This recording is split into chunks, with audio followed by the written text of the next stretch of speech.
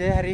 नमस्कार मित्रांनो, आपण बघू शकता ही तूर लागवड केलेली आहे आणि याच्यामध्ये आंतरपीक म्हणून फ्लावर घेतलेलं आहे आपण. आता फ्लावर हार्वेस्टिंग झालेलं आहे, पुढं मोठं थोडंफार राहिलेलं आहे. याच्यानंतर आता हे फ्लावरचं रोटा मारून ही तूर जे आपण 8 फुटावर लागवड केलेली आहे, मध्ये आंतरपीक घेतलं होतं.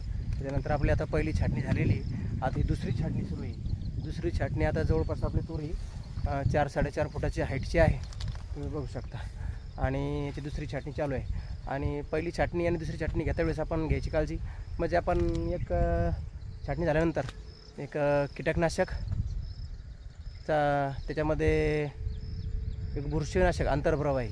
आणि थोडंफार जर आपली तूर पिवळे वगैरे वाटत असेल तर एक मायक्रोन्यूटन घ्या, पावडर फॉर्ममध्ये रानड्याचं घ्या, चांगलं रिझल्ट आहे त्याचा, ते घेऊ शकता आपण. त्याच्यानंतर आपले तूर चांगले फुटवे निघतील आणि फांदीची संख्याही वाढेल. जर तुम्हाला छाटणी करायची असेल तर तुमची जर 6, 7, 8 अशा या अंतरावर असेल तरच तुम्ही छाटणी करा. 4, 3, 2, 5 अशा फुटावर जर तूर असेल तर त्याची कृपया छाटणी करू नका, कारण फांदीची संख्या वाढेल, जास्त दाट होईल आणि तुम्हाला त्याचं उत्पन्न मिळणार नाही. मागील वर्षी आपण 10 फुटावर आपली तूर लागवड होती. 10 फुटावर तूर लागवड असल्यानं आपल्याला एकरी तिचं उत्पन्न आपल्याला 14 क्विंटल मिळालं.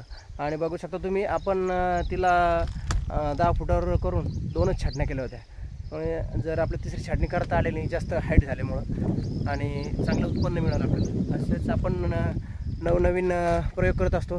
तुरीमध्ये आपण मागच्या वर्षी बाजरी लावली होती, चांगल्या पद्धतीने तिचं उत्पन्न मिळालं. त्यानंतर यंदा फ्लावर लावली, पुन्हा यंदाच आपण दुसऱ्या प्लॉटला आपण मकाई लावलेली आहे, तूर आणि मका. त्याच्यानंतर आपण तूर आणि सोयाबीन असे वेगवेगळे प्रयोग आपण याच्या शेतीमध्ये केलेले आहेत. आणि ते बघण्यासाठी तुम्ही यूट्यूबला चॅनलला आपलं बघू शकता, सगळे व्हिडिओ आपण अपलोड केलेले आहेत. असेच काही व्हिडिओ जर तुम्हाला शेतीविषयी काही विचारायचं असेल तर तुम्ही नक्कीच संपर्क करू शकता. किंवा आपण शेततळ्याचंही काम करतो. शेततळे पाण्यातले लिकेज, वरील लिकेज काढणे किंवा पाण्यातील पडलेल्या मोटरी, मृतदेह काढणे, पाण्यातील सर्व कामं आपण खात्रीशीर करतो. आणि शेती संदर्भातही काही आपली अडचण असेल तर तुम्ही 97 65 55 54 56 या क्रमांकावर संपर्क करू शकता. जय हरी.